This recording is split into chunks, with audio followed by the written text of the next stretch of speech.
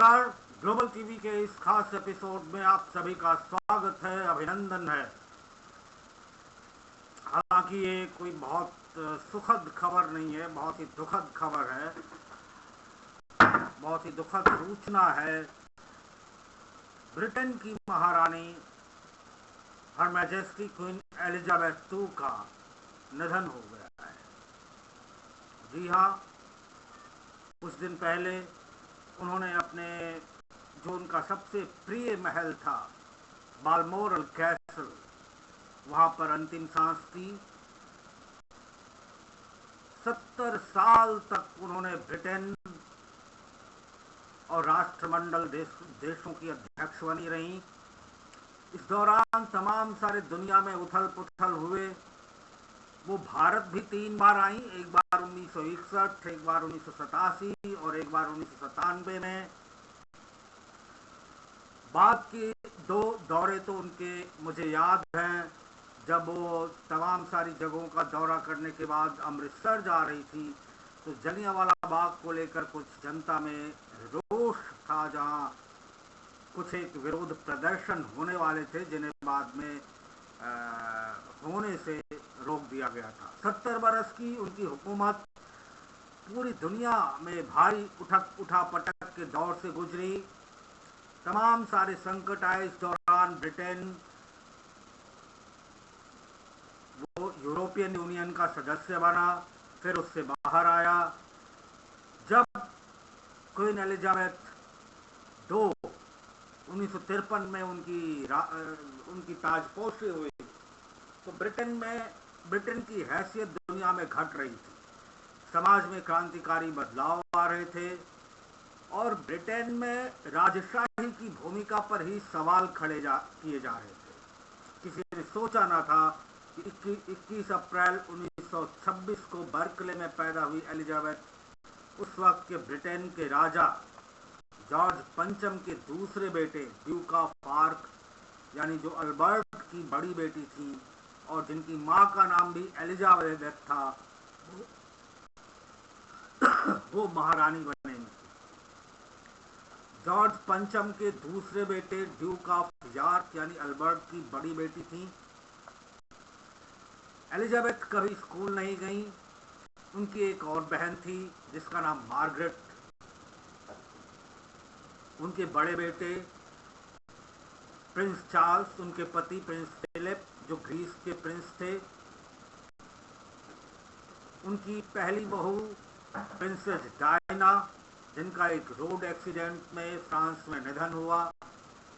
Prince Charles ने तब Camilla Parker bowl से शादी की और उनके प्रिंस विलियम और प्रिंस हैरी, जिनके अब टाइटल्स बदल गए हैं, प्रिंस चार्ल्स अब किंग चार्ल्स III के नाम से जाने जाते हैं। जैसे ही महारानी ने अंतिम सांस ली वो किंग चार्ल्स बन गए। 1936 में ब्रिटेन के किंग जॉर्ज पंचम की मौत के बाद उनके बड़े बेटे डेविड एडवर्ड अष्टम के नाम से गद्दी पर बैठे। लेकिन एडवर्ड ने अपने जो उनकी जीवन साथी थी वो उसको उन्होंने एक अमेरिकी महिला वैलिस सिम्पसन को चुना, जिनकी पहले ही 2 बार शादी हो चुकी थी। इसलिए और तमाम सारे धार्मिक झुकाव के वजह से भी उनका ब्रिटेन में विरोध हुआ और एडवर्ड अष्टम ने गद्दी छोड़ दी। इसके बाद एलिजाबेथ के पिता Duke of York king George VI के नाम से गद्दी पर बैठे। एलिजाबेथ के पिता राजा नहीं बनना चाहते थे। उस वक्त हिटलर की ताकत तेजी से बढ़ रही थी और यूरोप में बढ़ती तनातनी के बीच किंग जॉर्ज VI का परिवार देश के दौरे पर निकला। 1939 में 13 वर्ष की उम्र में एलिजाबेथ अपने पिता और मां के साथ डार्टमाउथ के रॉयल नेवल कॉलेज गई और वहां पर उनकी मुलाकात प्रिंस फिलिप से हुई। छुट्टी के दिनों में प्रिंस फिलिप भी अपने शाही रिश्तेदारों से मिलने लंदन पहुंचे। 1944 के आते आते एलिजाबेथ और प्रिंस फिलिप एक दूसरे को चिट्ठियां लिखने लगे और वो अपने कैमरे में प्रिंस फिलिप की फोटो रखने लगी। 8 मई 1945 को प्रिंसेस एलिजाबेथ ने शाही परिवार के साथ मिलकर विश्व युद्ध के खात्मे का जश्न मनाया। इसके पहले दूसरे विश्व युद्ध के दौरान उन्होंने ऑक्सिलरी टेरिटोरियल सर्विस में थोड़े दिनों तक काम किया। हिम्मत बढ़ाया ब्रिटिश आर्मी का। वो अपने माता पिता से आम लोगों के बीच जाने की इजाजत मांग रही थी जिससे लोग खुशी महसूस करें। जंग के बाद उनके पिता किंग जॉर्ज षष्ठम अपनी लाडली बेटी को दूर नहीं भेजना चाहते थे, इसलिए उन्होंने प्रिंस फिलिप को लंदन बुला लिया और वहीं पर उनकी शादी हो गई और प्रिंस फिलिप वहीं पर रह गए। शाही परिवार में शादी के बाद प्रिंस फिलिप जो ग्रीस के प्रिंस थे उनको ड्यूक ऑफ एडिनबरा की उपाधि मिल गई। उन्होंने शाही नौसेना की नौकरी नहीं छोड़ी। शादी के बाद उन्होंने कुछ वक्त माल्टा और कीनिया में भी गुजारा। प्रिंस चार्ल्स जो अब किंग चार्ल्स III के नाम से जाने जाएंगे वो 1948 में पैदा हुए। 2 साल बाद उनकी बहन एन भी दुनिया में आई और एलिजाबेथ के पिता किंग जॉर्ज षष्ठम जो किंग जॉर्ज पंचम और एडवर्ड अष्टम के बाद अपने बड़े भाई एडवर्ड अष्टम के बाद किंग जॉर्ज षष्ठम के नाम से किंग जॉर्ज VI के नाम से गद्दी पर बैठे थे। उन्हें फेफड़ों का कैंसर निकला और तमाम सारी दिक्कतों के बीच जब उनके पिता की मृत्यु हो गई, इस दौरान वो कीनिया में थी प्रिंसेस एलिजाबेथ अपने पति प्रिंस फिलिप के साथ, और ब्रिटेन लौटने पर आनंद फानंद में उन्हें महारानी घोषित कर दिया गया। 1953 में एलिजाबेथ की ताजपोशी का पूरी दुनिया में टीवी प्रसारण 2 करोड़ लोगों ने देखा। 1961 में वो भारत आई, वो बॉम्बे गई, कलकत्ता गई, तब के मद्रास गई, बनारस में वो काशी महाराज से मिली, वहाँ हाथी की सवारी की उन्होंने, और फिर जब 1987 और 97 में वो भारत आई तो उन्हें थोड़े से विरोध का सामना करना पड़ा, लेकिन फिर भी उन्होंने ये लगा कि भारत अब एक न्यूक्लियर स्टेट बन गया है, काफ़ी प्रगति हुई है यहाँ पर, और वो एक पास्ट कॉलोनियल रूलर के तौर पे नहीं बल्कि एक कॉमनवेल्थ नेशन के दोस्त के तौर पे भारत आई थी।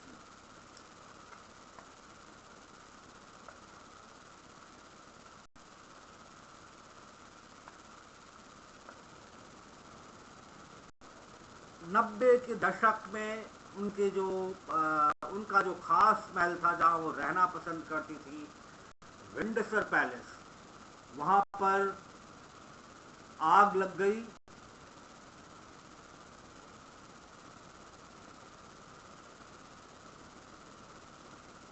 और उसकी मरम्मत के खर्चे को लेकर लोगों में सवाल उठने लगे कि इसका खर्च कौन उठाएगा। तो महारानी ने इसका रास्ता निकाला और उन्हें बकिंगम पैलेस को आम लोगों के लिए खोल दिया और उससे हो रही आमदनी से उन्होंने विंडसर पैलेस का उसकी मरम्मत कराई। 1992 का साल महारानी एलिजाबेथ ने अपने जिंदगी का सबसे बुरा साल कहा। उन्होंने एक भाषण में कहा किसी भी संस्था या इंसान को जवाबदेही से नहीं बचना चाहिए। ब्रिटेन का शाही परिवार भी हर तरह की पड़ताल के लिए तैयार है।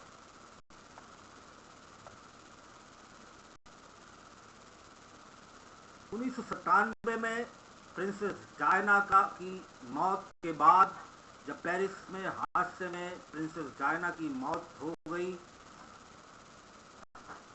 तो कई बार महारानी एलिजाबेथ की, हर मैजेस्टी क्वीन एलिजाबेथ की, राजकुमारी डायना की मौत पर सार्वजनिक तौर पर ना बोलने पर आलोचना हुई।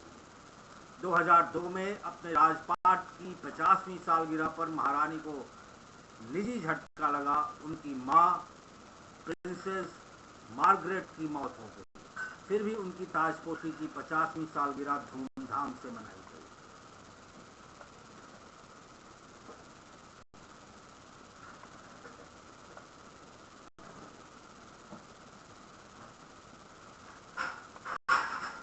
सब मिलाकर क्वीन एलिजाबेथ को आम लोगों से रिश्ते बेहतर बनाने के लिए और कॉमनवेल्थ देशों में अपनी पहुंच बढ़ाने के लिए जाना जाएगा। यहाँ तक कि उन्होंने 2008 में आयरलैंड का भी दौरा किया। 2012 में उत्तरी आयरलैंड के दौरे पर उन्होंने ब्रिटिश सरकार के खिलाफ बगावत करने वाली संगठन आयरिश रिपब्लिकन आर्मी के नेता मार्टिन मैकिग्नस से हाथ मिलाकर नया संदेश देने की कोशिश की, जबकि उन्होंने महारानी के चचेरे भाई लॉर्ड माउंटबेटन की हत्या कर दी थी। तो ये आप समझ सकते हैं कि किस तरह उन्होंने आम लोगों से अपनी पहुंच बढ़ाने के लिए जोर दिया।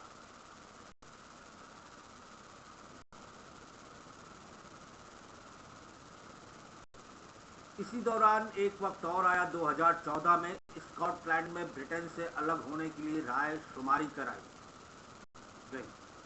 महारानी ने हमेशा ब्रिटेन की एकता का समर्थन किया, लेकिन उन्होंने जनमत संग्रह के लिए तैयार होने के बाद बालमोरल कैसल के बाहर आकर लोगों से अपील की कि वो सोच समझकर फैसला करें, और शायद जनता ने उनके दिल की बात सुन ली। स्कॉटलैंड के अलगाव के प्रस्ताव को जरूरी समर्थन नहीं मिला।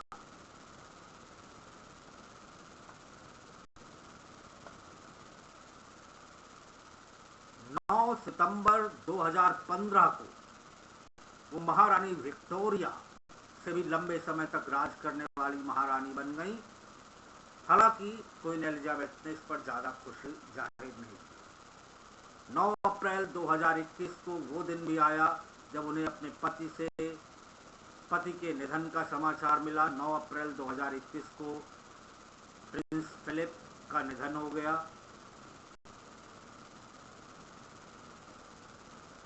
और अब जबकि क्वीन एलिजाबेथ का दौर खत्म हो गया है, शाही परिवार का दर्जा भी उतना ऊंचा नहीं है जितना 1952 में उनकी ताजपोशी के वक्त था।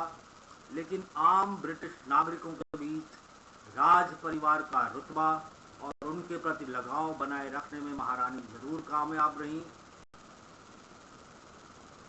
अपनी ताजपोशी की 25वीं सालगिरह पर महारानी एलिजाबेथ ने 30 साल पहले की अपनी कसम को याद किया था। उन्होंने कहा था, जब मैं 30 बरस की थी तभी मैंने खुद को जनता की सेवा के लिए समर्पित कर दिया था।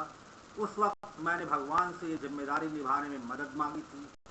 वो मेरे बचपने के दिन थे जब मुझे सही गलत में ज्यादा फर्क नहीं पता था, लेकिन जो वादा मैंने उस वक्त किया था आज मैं उस पर कायम हूँ।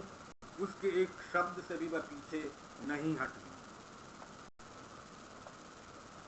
तो ये देखा आपने पूरा महारानी एलिजाबेथ का दौर कैसा रहा, कैसे शुरू हुआ, और अब जबकि रॉयल फैमिली में चेंजेज आए हैं तो क्वीन एलिजाबेथ द्वितीय के निधन के बाद उनके बड़े बेटे प्रिंस चार्ल्स किंग बन गए हैं।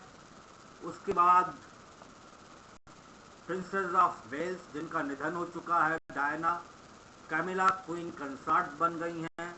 विलियम प्रिंस ऑफ वेल्स बन गए हैं। हैरी ड्यूक ऑफ ससेक्स बन गए हैं जो चार्ल्स और डायना के दूसरे बेटे हैं। प्रिंस विलियम की पत्नी कैथरीन प्रिंसेस ऑफ वेल्स बन गई हैं। प्रिंस हैरी की ड्यूक ऑफ ससेक्स की यानी प्रिंस हैरी की पत्नी मेगन वो डचेज ऑफ ससेक्स बन गई हैं। प्रिंस विलियम के पहले बेटे प्रिंस जॉर्ज ऑफ वेल्स बन गए हैं और उनकी बेटी प्रिंसेस शार्लेट ऑफ वेल्स बन गई हैं। उनके तीसरे बेटे वेल्स बन गए हैं, जबकि हैरी, प्रिंस हैरी के बेटे आर्ची हैरिसन और लिलीबेथ डायना हैं। तो इस तरह शाही परिवार में तमाम सारे क्रम बदल गए हैं। इसके अलावा भी परिवार में कई सारे सदस्य हैं जिनके नाम मैं आपको बता सकता हूँ। प्रिंस विलियम और प्रिंस हैरी के अलावा ड्यूक ऑफ पार्क हैं, जो प्रिंस चार्ल्स के छोटे भाई हैं। प्रिंसेस ब्रिटिश हैं, सियना एलिजाबेथ मोपेली मौजी हैं, प्रिंसेस यूजनी हैं, August Philip Hawke Brooksbank, इनका जन्म 2021 को हुआ। द अर्ल ऑफ वेसेक्स हैं, जेम्स विस्काउंट सेवेरन हैं, लेडी लुईस हैं जिनका जन्म 2003 को हुआ। द प्रिंसेस रॉयल है, जो क्वीन की एकमात्र बेटी थी एलिजाबेथ की दूसरे नंबर की बेटी हैं।